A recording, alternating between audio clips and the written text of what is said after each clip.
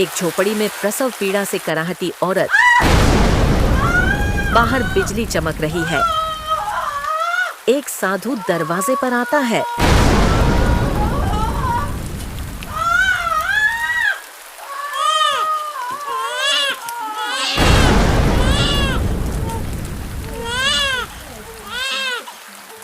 जिसका जन्म आज हुआ है वो कोई साधारण बच्चा नहीं, ये एक राजकुमार है जो अपने वादे को पूरा करने लौटा है।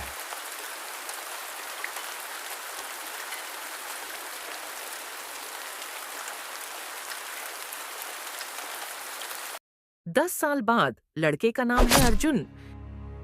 अर्जुन लकड़ी काट रहा है, लेकिन उसका चेहरा किसी राजा की तरह तेजस्वी है।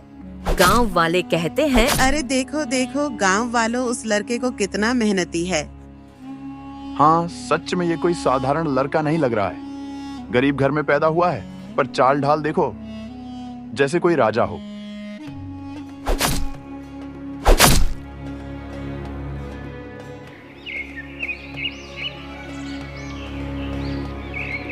अर्जुन अक्सर अजीब सपने देखता है।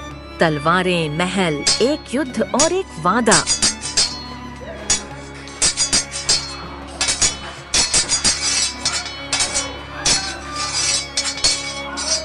राजकुमार युद्ध में घायल होता है और अंतिम समय में अपने वफादार सिपाही से कहता है, राजकुमार, राजकुमार, ये क्या हो गया? अब कौन हम सबको न्याय दिलाएगा? आप हम लोगों को छोड़ के नहीं जा सकते राजकुमार।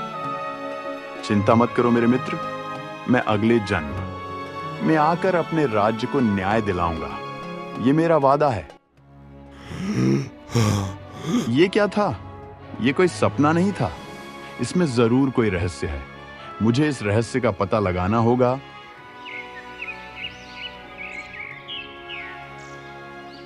अरे बेटा, घर का सारा राशन खत्म हो गया है। लगता है अब हम लोगों को भूखा मरना पड़ेगा। हाँ माँ, लगता है सारी जिंदगी हम लोग का गरीबी में ही कटेगी। शायद हमारी किस्मत में यही लिखा है। नहीं बेटा, मन छोटा मत करो। मेरा दिल कहता है बहुत जल्द हमारी गरीबी दूर होने वाली है। तुम मेहनत करते रहो, सब ठीक हो जाएगा। कुछ नहीं बदलने वाला है माँ। हम मेहनत तो बहुत करते हैं, लेकिन किसी को हमारी कदर ही नहीं है। कोई हमें काम नहीं देता है। अर्जुन गुस्से में अपनी कुल्हाड़ी लेकर जंगल की ओर चला जाता है।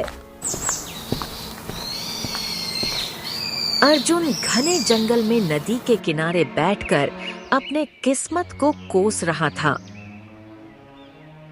मेरा कुछ नहीं हो सकता। मैं किसी काम का नहीं हूँ। मुझे तो नदी में कूद के मर जाना चाहिए।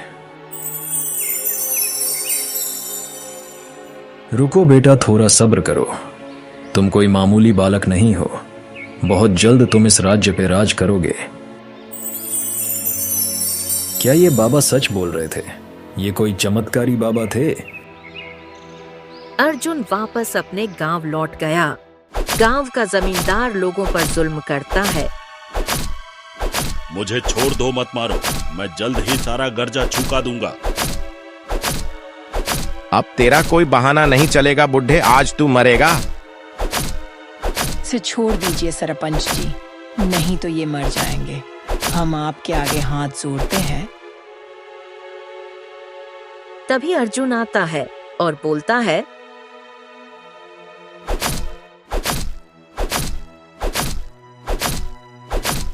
अरे अरे, क्यों मार रहे हो बेचारे गरीब को? मैं कहता हूँ छोड़ दो उसे, नहीं तो अंजाम बहुत बुरा होगा।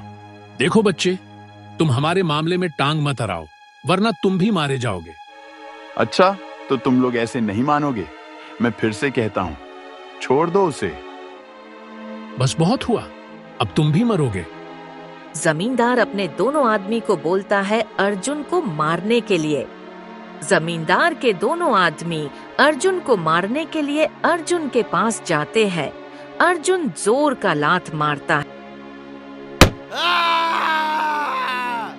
उसके बाद अर्जुन गुस्से में जमींदार के पास जाने लगता है। जमींदार डर के भाग जाता है। उसके बाद अर्जुन उस जगह को तलाशने चला जाता है जिसे वो ख्वाब में देखता था। कुछ दूर चलने के बाद अर्जुन को एक बुजुर्ग दिखाई देता है। अर्जुन उसके पास जाता है। वो बुजुर्ग आदमी जैसे ही अर्जुन की तरफ देखता है, वो खुशी से झूम उठता है और बोलता है, आप राजकुमार अर्जुन हैं। सच में आप राजकुमार अर्जुन हैं। मुझे यकीन था कि आप एक दिन जरूर आओगे। आप मुझे कैसे जानते हैं और आप मेरे ख्वाब में क्यों आते थे? बुजुर्ग आदमी अर्जुन को सारी बात बताता है। अर्जुन को सब याद आ जाता है। बुजुर्ग आदमी अर्जुन को महल ले जाता है और नकली राजा को मार देता है और अर्जुन सिंहासन पर बैठ जाता है और अपने राज्य को न्याय दिलाता है।